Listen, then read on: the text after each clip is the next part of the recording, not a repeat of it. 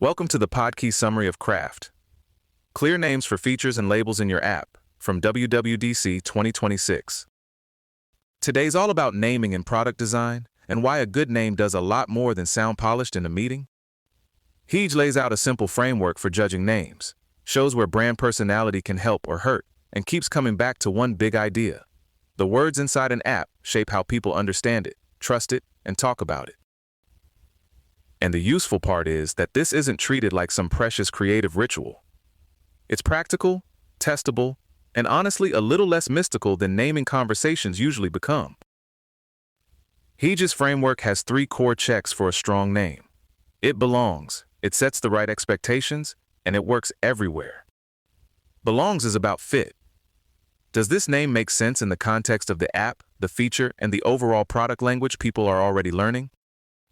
Expectations is about clarity and trust. When someone sees the name, do they have a pretty accurate sense of what they're about to get? And works everywhere is the broad reality check. Can people say it naturally, understand it across platforms, and carry it across languages without it getting weird or breaking apart? What I like here is that Heej doesn't present this as a rigid rulebook. It's a guide. Teams can weigh the criteria differently depending on the situation, especially when trademark issues or industry regulations get in the way of the perfect answer. One of the clearest examples is Apple Cash, where a term like spending power sounds kind of lively and branded, but it also gets fuzzy fast. It can suggest credit, available funds, maybe even a little attitude about how someone should use money, which is not really the vibe you want in a financial product. By comparison, balance is almost boring, and that's exactly why it works. People already know what balance means. It's standard for the category, and it doesn't make them stop and interpret the brand's personality before they understand their own money. That's a useful reminder that naming isn't a contest for the flashiest phrase. Sometimes the most trustworthy word wins because it leaves less room for friction. Heej's advice for naming teams starts upstream, before anybody is tossing out clever options. Start with who the user is. Then ask what that person should think, feel, and do when they encounter the feature. That's where the sticky notes come in. Teams capture themes like ease, excitement, or security, and those themes become the raw material for naming. It's a small shift, but an important one, because it keeps the process audience first instead of ego first. You're not asking what's a smart name.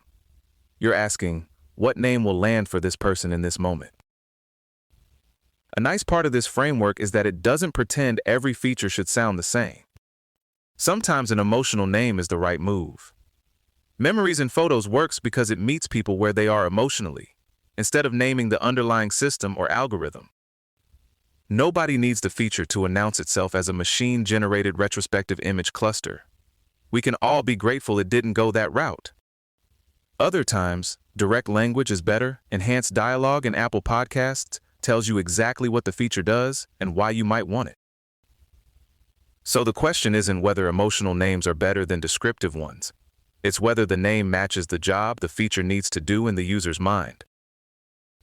Heej also makes room for invented brand names, but with a pretty grounded test.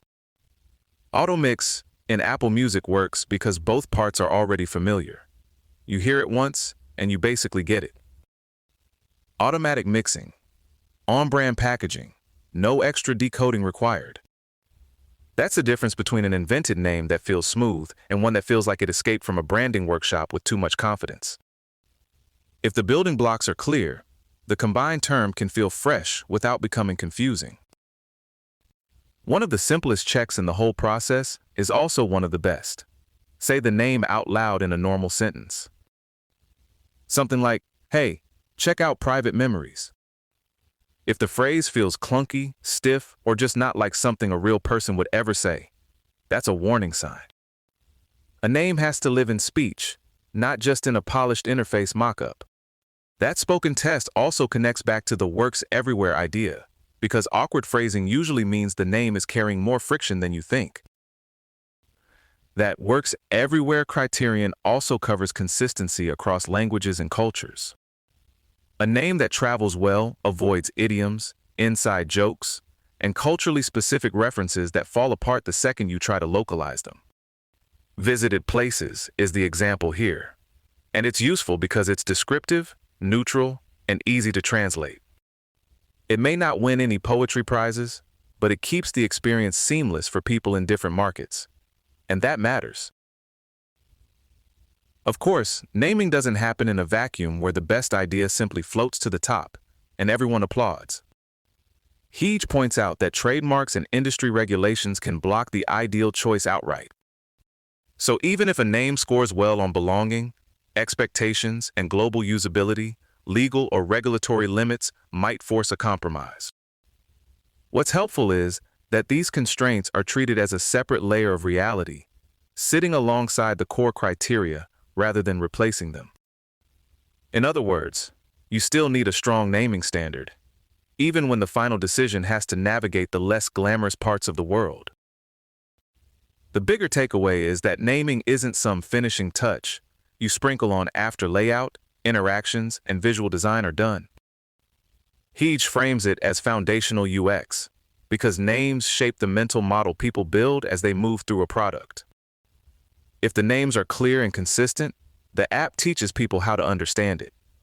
If the names are muddy or overbranded, the app keeps making users translate.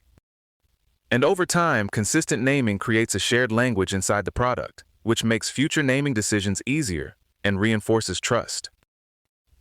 That's the part that sticks with me. A good name doesn't just label a feature.